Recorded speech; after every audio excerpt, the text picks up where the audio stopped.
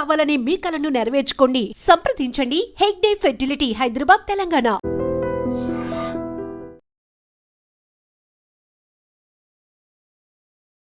భద్రాచలంలో ఒక 6 అంతస్తుల భవనం కుప్పకూలిపోయింది. ఇది నిన్న జరిగినటువంటి ఇన్సిడెంట్. కానీ ఆ ఇన్సిడెంట్ జరిగిన తర్వాత ఒకటి అసలు అది ఏంది, ఏమైంది, ఎందుకు కొలాప్స్ అయింది బిల్డింగ్ అంటే, అది ఒక 30 సంవత్సరాల పాత బిల్డింగ్ అట. దాని మీద ఉన్నదే పర్మిషన్ G+1, అట్లాంటిది ఇంకో 5 ఫ్లోర్స్ ఆ పాత భవనం మీద వేసిండు. కాబట్టే ఇగో ఇంత ఘోరమైన పరిస్థితి వచ్చింది. ఒక్కసారి చూడుండ్రి, ఎంత అంటే ఏ తప్పు చేయకుండా ఇప్పుడు అలా కూలీ పనికి వచ్చినందుకు, బిల్డింగ్ కన్స్ట్రక్షన్ పనులు చేసినందుకు ఇప్పుడు వాళ్ళ ప్రాణాలు పోయినట్టు లెక్క. పర్మిషన్ తీసుకోలేదు, అక్రమంగా కడుతున్నారు, ఆఫీసర్స్ వస్తే బెదిరిస్తారు, అన్నీ అన్నమాట. అన్ని ఉల్లంఘనలు చేసుకుంటా ఇగో ఈ బిల్డింగ్ కట్టిండు. లోపల పాపం నిన్ననైతే ఒక 6-7 అందులో చిక్కుకున్నారు, చనిపోయినరు అని ముందు వార్తలు వచ్చినాయి. కానీ ఇప్పటి వరకు కూడా ఒక్క మృతదేహం అయితే బయటకు వచ్చింది. ఇంకొకళ్ళు అందులో ఉన్నట్టుగా చెప్తున్నారు. ఇంకా శిథిలాలు తొలగిస్తే కానీ ఇంకెంతమంది ఉంటారు అనేది తెలిసే అవకాశం లేదు. ఇప్పటి వరకు యాజ్ ఆఫ్ నౌ కూడా అదే అప్డేట్ ఉన్నది.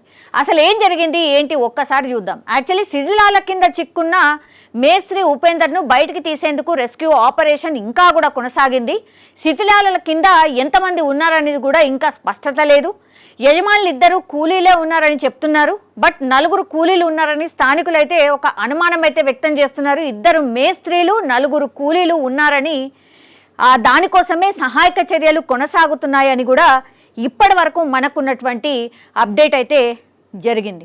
సో భద్రాచలంలో ఇది అత్యంత ఘోరమైనటువంటి ప్రమాదం. యాక్చువల్లీ భద్రాచలం అంటే రాములోరి కళ్యాణంకి ఎంత ఫేమసో మనకు తెలుసు. భద్రాచలం టెంపుల్కి 7 నుంచో భక్తులు వస్తారు. అట్లాగే శ్రీరామనవమి ఆ రోజు రాముడి కళ్యాణం చూడ్డానికి, తిలకించడానికి ఎంతమంది వస్తారో మనకు తెలియంది కాదు. అయితే అది ఏంటి అని అంటే దేవాలయం, దేవస్థానం మెయిన్ పూర్తిగా ఆ దేవాలయాన్ని దర్శించుకోవడానికి వచ్చే వాళ్ళే చాలా ఎక్కువగా ఉంటారు. అందుకని అక్కడ కమర్షియల్గా చాలామంది అక్కడ కాంప్లెక్స్లు కట్టి, అంటే ఎవరైతే భక్తులు వస్తారో వాళ్లకు కొంతమేర కిరాయికి ఇవ్వచ్చు, కొన్ని డబ్బులు వెనకేసుకోవచ్చు అన్న భావనతోని ఇట్లా పర్మిషన్లు ఇవ్వకున్నా సరే వాళ్ళకి ఇచ్చే పర్మిషన్ ఒకటి ఉంటుంది, ఆడ కట్టేది ఇంకోటి ఉంటుంది. అది ఎగ్జాక్ట్లీ ఈడ కూడా అదే జరిగింది. సో ఈ ప్రమాదానికి మెయిన్ కారణం అయితే అది ఇల్లీగల్ కన్స్ట్రక్షన్. ఇది ఎక్కడ అంటే యాక్చువల్లీ ఇది రామయ్య ఆలయానికి కూతవేట దూరంలో సూపర్ బజార్ సెంటర్లో ఘటన జరిగింది. శ్రీపతి నేషనల్ సేవా ట్రస్ట్కు చెందినటువంటి శ్రీ విజయ కనకదుర్గా భవానీ దేవస్థానం భద్రాద్రి భవానీ పేరుతో అక్కడ భవనం నిర్మాణం చేపడుతోంది. సుమారు 35 ఏళ్ల క్రితం నిర్మించిన పాత ఇంటి పైన సామర్థ్యానికి మించి అంటే G+1కి అనుమతి తీసుకుంటారు. తర్వాతనేమో ఇంకో 5 ఫ్లోర్స్ ఎక్కువేస్తారు. ఇది అక్కడ జరిగినటువంటి ఉల్లంఘన కనిపిస్తున్నది కూడా. ఒక్కసారిగా భవనం పేక మేడలా కూలి పెద్ద పెద్ద శబ్దాలు వచ్చినాయి. స్థానికులు భయంకరంగా భయభ్రాంతులకు గురైపోయిన పరిస్థితి.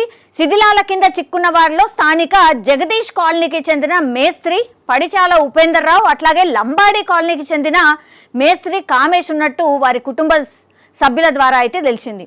ఇక్కడ ఏమైంది పాపం, ఈయన కామేష్ అనే వ్యక్తి అయితే 10 నిమిషాలు అంటే ఆ శిథిలాల కింద నుంచి తీసుకొచ్చిన 10 నిమిషాలకే చనిపోవడం అయితే జరిగింది. ఇంకో మేస్త్రి కోసం గాలింపు చర్యలు కూడా చాలా సీరియస్గా చేస్తున్న పరిస్థితి. మేస్త్రియే కాదు ఇంకెవరైనా కూలీలు డెఫినెట్లీ ఉంటారు అని అనుమానం ఉన్నది. ఆ కూలీలు ఎవరు అనేది కూడా ఇంకా బయటకు రానటువంటి సిచ్యువేషన్. ఎందుకంటే ఆ బిల్డింగ్ మొత్తం ఇట్లా కుప్పకూలిపోయింది, ఒకటే దగ్గర ఇట్లా పడిపోయింది. కాబట్టి మరి ఏ ఫ్లోర్లో ఎవరున్నారు ఇంకా తెలియనటువంటి పరిస్థితి. రెస్క్యూ బృందాలు అయితే మొత్తంగా ఈ ఆపరేషన్ని టేకప్ చేసి చాలా సీరియస్గా కొన్ని గంటలుగా ఇప్పుడు ఆల్మోస్ట్ 24 గంటలు అయిపోయింది, ఇంకా కూడా కొనసాగుతున్న పరిస్థితి అయితే కనిపిస్తోంది. దీని మీద కలెక్టర్ జితేష్తో పాటుగా అధికారులు అక్కడే ఉండి పూర్తిగా పర్యవేక్షిస్తున్నారు. శిథిలాల కింద ఇంకా ఎంతమంది చిక్కుకున్నారు అనే దానిపై అధికారులు స్పష్టత ఇవ్వట్లేదు. ఇటు భవన యజమాని శ్రీపతి దంపతులు పోలీసుల ముందు లొంగిపోయినట్టు సమాచారం. లొంగిపోకుండా ఏం చేస్తారు, ఎట్టి పారిపోతారు. వాళ్ళు అధికారులు వచ్చి మీరు ఇల్లీగల్ కన్స్ట్రక్షన్ చేస్తున్నారు, ఇది ఆపండి అంటే కూడా వాళ్ళే బెదిరించినటువంటి సిచ్యువేషన్ కనిపించింది. ఆ వీడియో కూడా నిన్న అంతా సర్క్యులేట్ అయింది. యాక్చువల్లీ మీరు ఈ భవనాన్ని ఇల్లీగల్గా కడుతున్నారు, దీన్ని ఆపేయండి అంటే కూడా యజమాని ఎవరైతే ఉన్నారో శ్రీపతి అనే దంపతులు ఇద్దరు కూడా అధికారులు ఎవరైతే కట్టద్దు అని చెప్తున్నారో ఆయన మీదకే రివర్స్గా మాట్లాడుతున్నారు. నువ్వు నాకు పైసలు డిమాండ్ చేసినావు, పైసలు ఇవ్వలేదు కాబట్టే నా మీద ఇట్లా అరుస్తున్నావు, మేము అన్ని పర్మిషన్లు తీసుకున్నాం, మా అధికారులు అందరూ కూడా మాకు ఓకే అన్నారు, మీరు వచ్చే చాలా హంగామా చేస్తున్నారని మాట్లాడడం జరిగింది. అప్పుడు కూడా వీళ్ళు ఎప్పుడైతే ఆపండి కన్స్ట్రక్షన్ లేదంటే ఇది కూల్చేయండి అన్నప్పుడు కూడా కొన్ని రోజులు ఆపిండట. ఆ తర్వాత మళ్ళా కొన్ని రోజులు కాగానే మెల్లగా వర్క్ స్టార్ట్ చేసిండ్రు. అట్లనే చేస్తున్నటువంటి టైంలోనే ఈ ఇన్సిడెంట్ అయితే జరిగింది. ఇక్కడ ఒకటి అధికారులు మరి పర్మిషన్ ఇవ్వలేదు, కొలాప్స్ చేయాలి అని అన్నప్పుడు సీరియస్గా అక్కడ ఉండి నించొని కొలాప్స్ చేయాల్సింది, చేయకుండా ఉన్నారు కాబట్టే ఇగో ఇట్లా కట్టుకుంటా పోయిండు. లాస్ట్కి వస్తే ఈ మేస్త్రీలు కూలీలు అనవసరంగా ఏ తప్పు చేయకుండానే ప్రాణాలు కోల్పోయిన పరిస్థితి. సో దీనికి పూర్తిగా ఈ ఘటనకు బాధ్యత వహించాల్సింది ఆ ఓనరే. ఓనర్ కాకుండా ఇప్పుడు అధికారులు కూడా ఎంతో కొంత డెఫినెట్లీ బాధ్యులే. ఎందుకంటే కూల్చేయమని చెప్పిండ్రు, కానీ కూల్చేయకుండా ఇంకా కూడా కన్స్ట్రక్షన్ ఎట్లా చేస్తాడు? మరి ఇందులో ఏమన్నా మీరు కూడా ములాఖత్ అయినరా అనేది కూడా వినిపిస్తోంది. ఎందుకంటే అధికారులు మీకు తెలియకుండా ఎట్లుంటుంది అనేది సామాన్యులు క్వశ్చన్ చేస్తున్న పరిస్థితి. ఇప్పుడు పాపం మేస్త్రికి సంబంధించిన వాళ్ళు కావచ్చు, లోపల చిక్కున్న కూలీల కుటుంబ సభ్యుల పరిస్థితి ఏంది?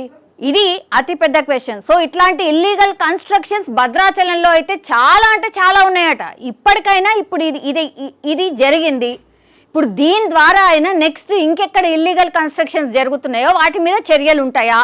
ఇది సామాన్యుడు అక్కడ ఉన్నటువంటి వాళ్ళు అడుగుతున్నటువంటి క్వశ్చన్.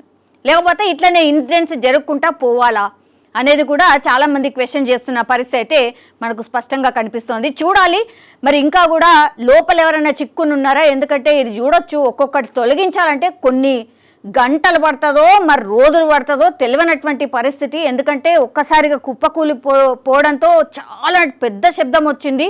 అక్కడ అన్ని ఇళ్ళు అంటే అందరు నివాసం ఉండే ప్రాంతాలు యథేచ్ఛగా మంచిగా కట్టుకుంటా పోయిండు. లాస్ట్కి వస్తే అట్లా పేక మేడలా ఎట్లా కూలుతుందో అట్లా కూలిపోయింది.